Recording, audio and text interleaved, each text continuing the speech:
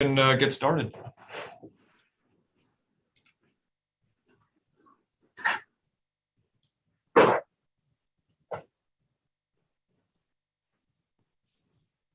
You're good to go. Thank you, Chris. Good morning, everybody. Welcome to Williamsport Economic Revitalization Committee meeting. We're meeting here remotely, August 31st at 9 o'clock. Real quick, just to get this out of the way, we will not take any votes nor make any recommendations per Sunshine Law. These virtual meetings are just to deliberate and get a better grasp and understanding of the information that will be presented at upcoming council meetings. So with that being said, today's agenda, we'll review the Old City Development Update with that Lycoming College and Pine Ridge, and the ordinance ARPA transfer first reading. So with us here today, representing Lycoming College and Pine Ridge, I believe we have Mr. Leroy Klein, Mr. Darren Asper from Delta, Mr. Chip Edmonds representing Lycoming College. We have Mr. Mark Demshock, Chris Kaiser, and Jerry LaRiviere representing Pine Ridge. Myself, Vincent Polizzi, and John Mackey representing Williamsport City Council. Skip Memme representing Williamsport's Development. Chris Black, our IT guy, director, or whatever title that is, Chris. And Mr. Gary Nard representing our codes, and Janice Frank with us. So welcome, everybody. Thank you for being here. Thank you for joining us. So with that, we'll just jump right into agenda bullet point number 1, Old City Development Update. And with that, gentlemen, I hand it over to you. Good morning, and thank you for providing an opportunity to address the committee. Since we've met on August the 31st, we've addressed a number of questions that were raised in the previous meeting. The first enclosure that you will see is the executive summary for the request that the development team is making of the city. We have modified the proposed use of funds. On the far right-hand side, you will see a revised budget for your consideration. The requested fund amount is still the same as the last time, $897,375, but we've modified the use of funds. What we're proposing is the use for Graffius Run, for the water sewer improvements that are contemplated, and for the structure itself. So you will see, for example, that the $642,000, which is the largest part of the request, is actually in the structure. During our last meeting, there were very specific requests about economic impact.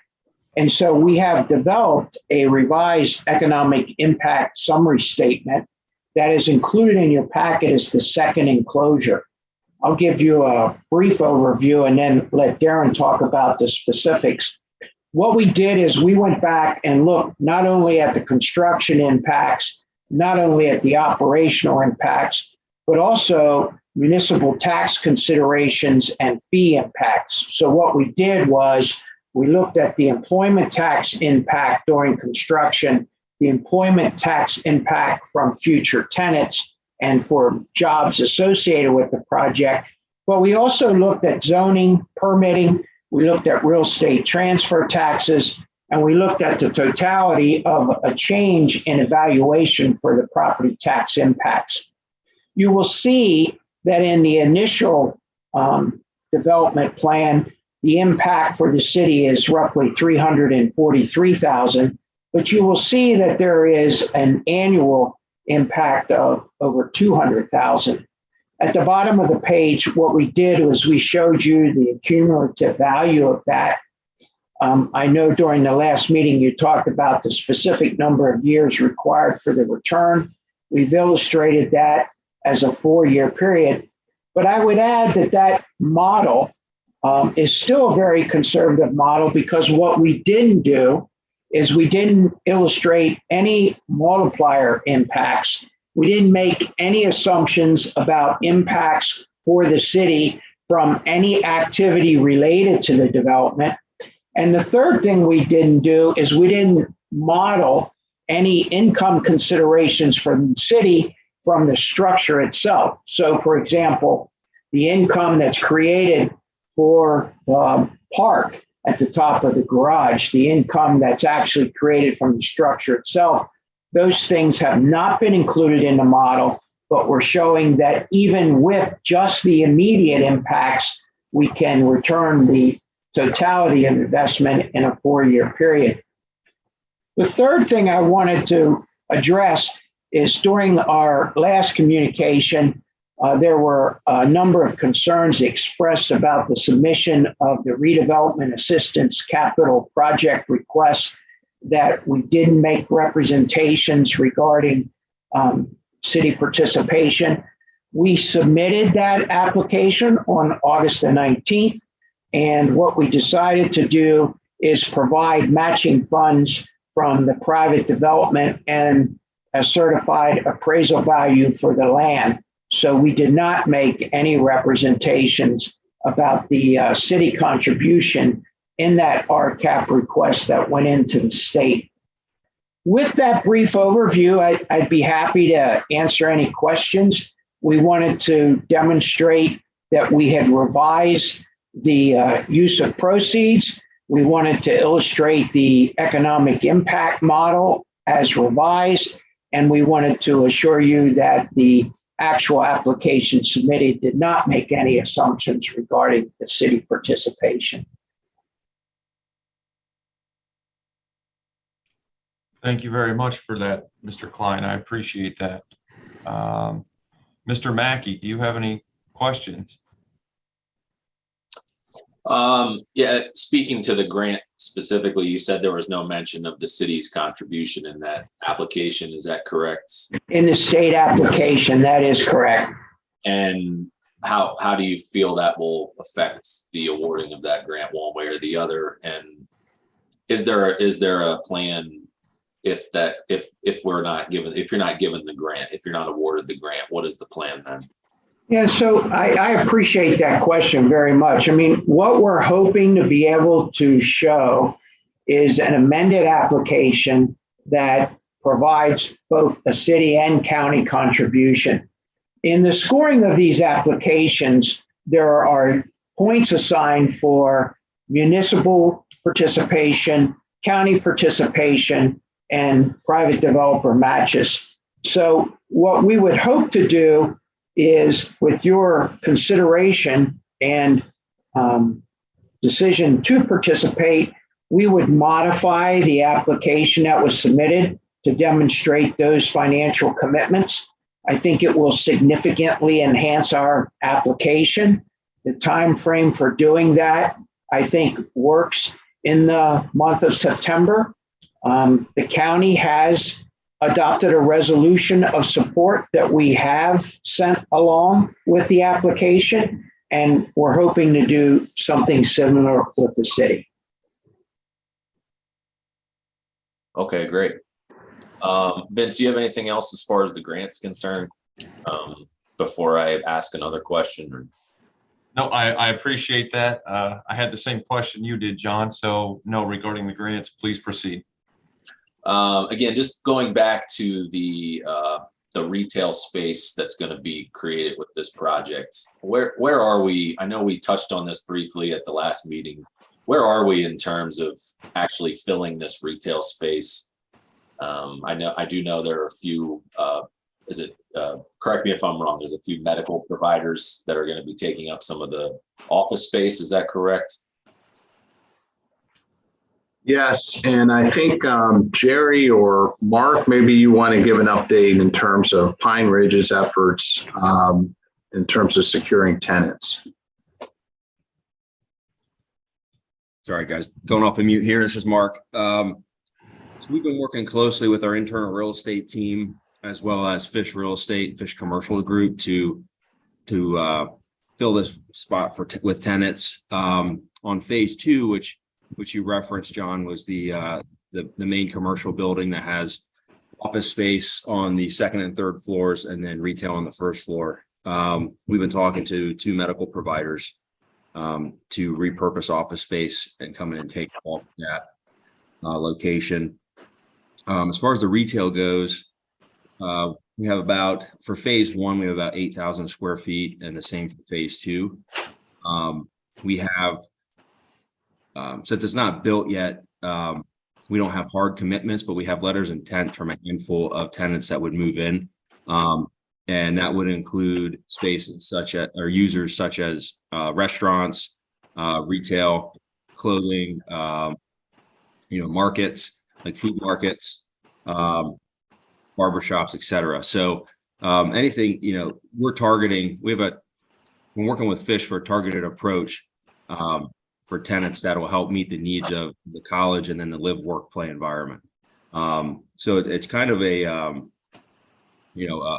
putting the cart before the horse, or vice versa. We have letters of intent, we have interest. Everybody's really looking to ascertain the timeline so we can get, put final pencil to paper on those. Okay, and then as far as the townhomes are concerned, I don't know what the best word to use here is. Do you have any have people reserved these units? Yes, so we have I think we have 6 reservations, and then 7 and then another letter of interest. But yeah, permitting, once the final budget comes in, the final finishing schedule and the development schedule, we'll be able to go to contract. But what there is interest, either from people in the community that already live down there, or others that want to downsize and move downtown. But yeah, reservation would be the right word. Okay, and I don't want to speak for anybody else on council. I do know that there may be some concern, not concern, maybe is not the right term, but as far as the rooftop deck is concerned, what exactly is the plan for that? Who will it be open to? Will it be available year round? That sort of thing. And this might be questions you might get at the council meeting on Thursday nights. There are no other council members here. I just wanted to kind of get that out there. Right. Yeah, that's a great question. What's nice about the space is there's enough room up there that we have flexibility. And it's a newer model that really hasn't been tested in this area. So year round, that would be our intent, to have year round functionality up there. The main driver will be the restaurant area, restaurant and brewery that'll drive customers up there and users. From the park standpoint, the thought is that there'll be playground equipment, areas for kids to play, and then also some open and green space just for, walking around, lounging, having parents' place to stay, having an area for the restaurant, patrons of the restaurant to move over and relax. There's multiple operational models that we could use. We could have that privately held and privately run. We could work in conjunction with the city in some form or fashion, with the Parks Department. So we've had preliminary discussions, or just throwing ideas out there, but there's multiple ways that we can make it work for the community. It will be secure. We'll probably have it open from sun up to sundown. There'll be some type of security there, so it's just not open to the public at all times. But that's kind of a general scope of what that use will be. Okay, great. Vince, I think that's all I have for right now. No, I appreciate that. Thank you very much. Those were good questions. I have a couple of my own, so if you gentlemen can indulge me here. John, you already hit on the grant. Thank you. The retail space, great. The townhomes, Mark, thank you for that. I think the numbers I had in front of me was that you had, and I'm probably wrong, I had 7 reservations and 1 more letter of intent for your townhomes, which is, that's great that we're already seeing that kind of an interest in the townhomes of the project. The park, Mark, Chris, Jerry, I know you're there. If you're able to, I know we had a couple people, 1 or 2 people on city council that wanted to have a better understanding of exactly the structure of how the park works, the hours of the park, who's, is it open to the public? Is it going to be open from dusk to dawn? The fact that the park is also going to have private business as an aspect of it with, both food and potentially alcohol. Is there going to be security there? How does that look?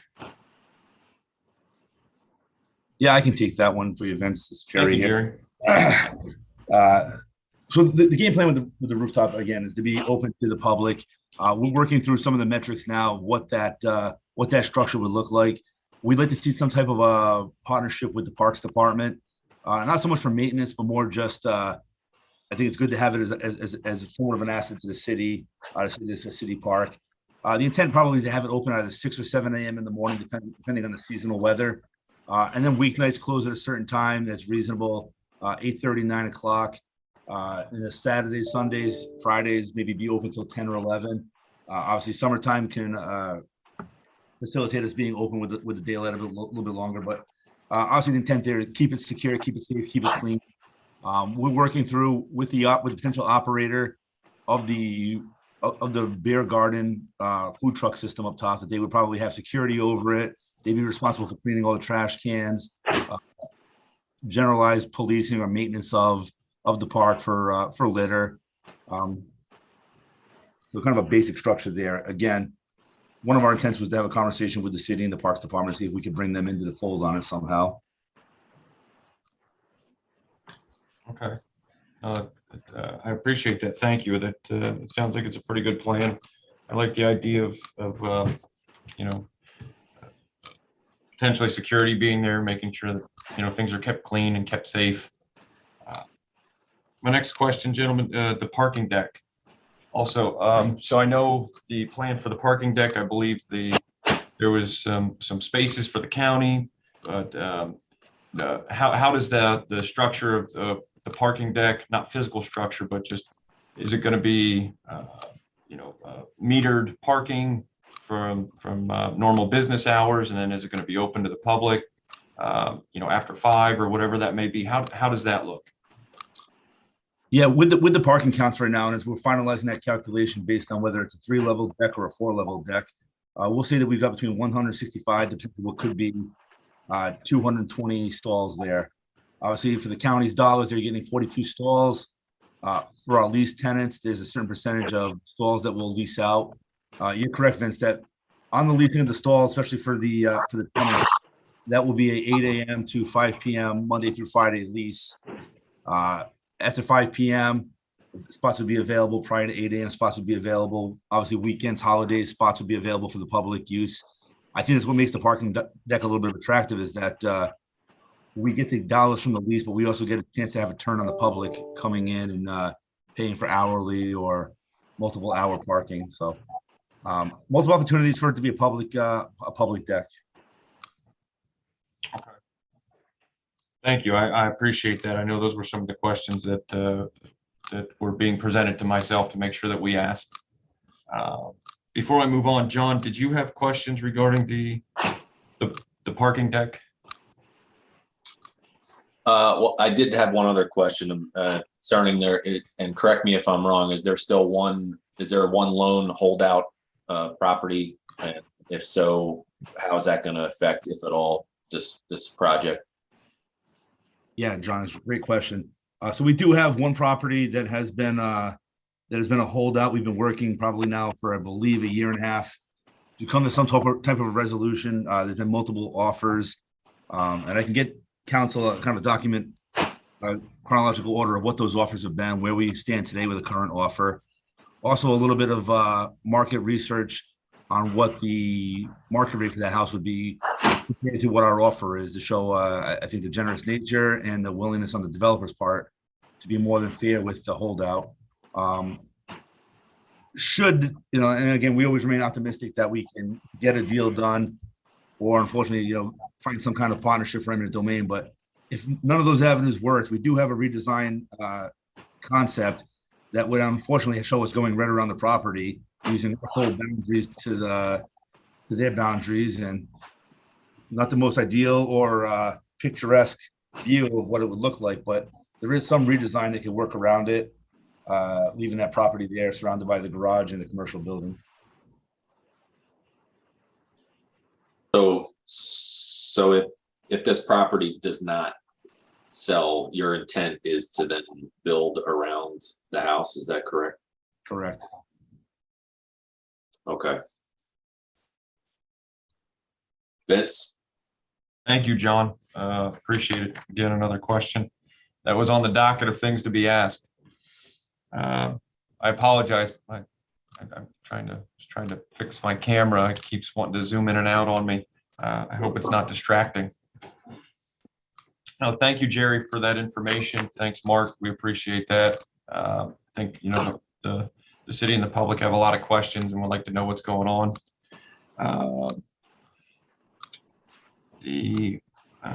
The next thing that I wanted to bring up was the tax impact for the Old City Mixed Use Development Project. So the gentlemen at Delta have done a great job. Thank you very much for revising this and bringing these new figures in front of us. Yep, so I was the one bringing up the return on investment timeline the last time we spoke.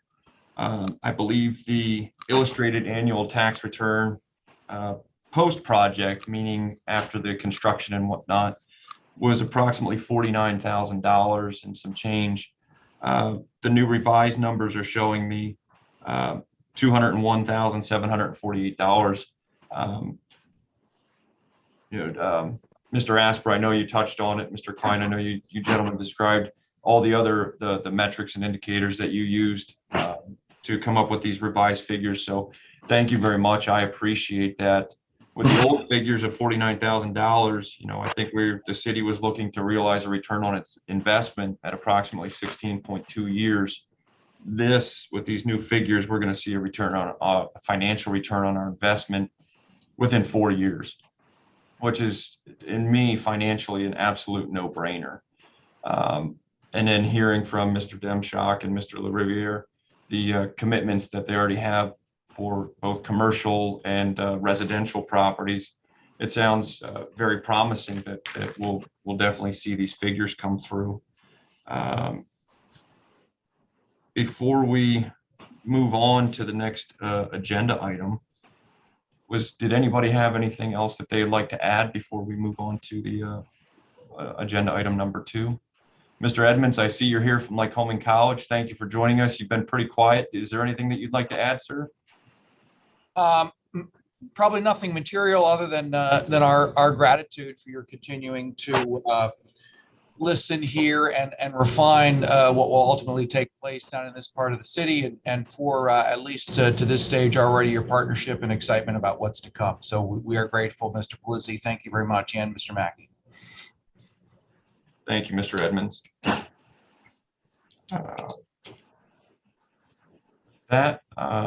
Mr. Memi, Mr. Nar, was there anything that either of you gentlemen would like to add before we move on to the next agenda item?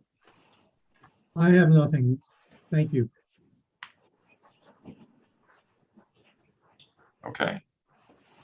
Well, thank you very much, gentlemen. We appreciate all of you being here greatly. I think this is a very, very informative, great conversation moving forward. So we all know exactly where we stand. I think this is going to be a great project. Hopefully we can see it come to fruition. Just as a reminder, again, we do not take any vote on or recommendation on the project, just merely a very good, robust conversation. So thank you very much, gentlemen. We appreciate it a lot.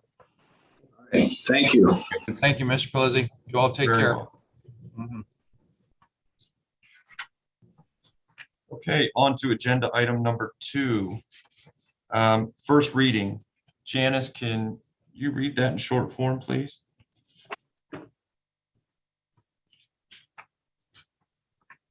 An ordinance and ARPA transfer ordinance in first reading. Thank you. Okay, so pretty much what we're looking at is just where we would be moving some of the ARPA funds from should council decide to proceed forward with funding this project. Mr. Mackey, is there anything that you would like to to add or bring up regarding this transfer? No, I mean, correct me if I'm wrong. This is really more, would be a procedural thing just because this is in a form of an ordinance. So, I mean, if we ultimately vote yes on this on helping to fund this project, we have to then transfer those funds. So. Yep. Real quick, just to give the public a quick overview. So what we'd be looking to do is move money from the economic development and recreation, specifically the account descriptions of future projects reserved in contingency, over to economic development and recreation, but into a different account description for the Old City Development Project and the Greenway Trails Connector.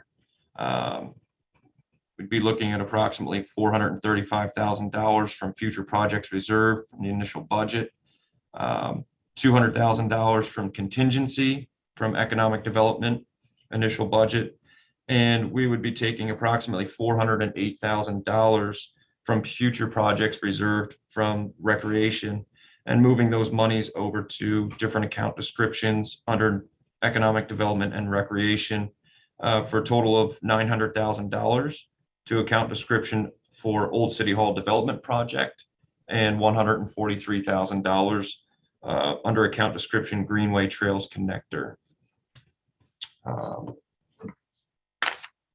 Like to make sure everybody's informed, everybody's in the know. Skip, is there anything that you'd like to add regarding the this ordinance? Other than from the economic development perspective, this could be a significant improvement to downtown and its development. We have no belief that there's any issues around this. So where you're pulling the monies from out of economic development, future projects, et cetera, fits out of, at least in my mind, that this is a good use of funds. So other than that, I'm here to answer any questions. Thank you, sir. Mr. Mackey, I know I just asked you if there was anything that you'd like to speak of. So I think that pretty much covers it there. And moving on to the last item. Any related items, any new items? John, is there anything new you'd like to bring up? No, sir. Okay. Mr. Memmi, is there anything that you'd like to make us aware of, sir? Not at this time. Thank you very much. You're very welcome. Okay, so with that, thank you again, gentlemen, ladies and gentlemen, for being here. I appreciate it very much. This is a good conversation. I think good things to come. So with that, I need a motion to adjourn. I'll make that motion. I'll second that emotion. By show or all saying aye? I am. Aye. All right. Thank you very much, everybody, for being here. I hope you all have a great day. Yes. All right, everybody. Have a good day, everybody.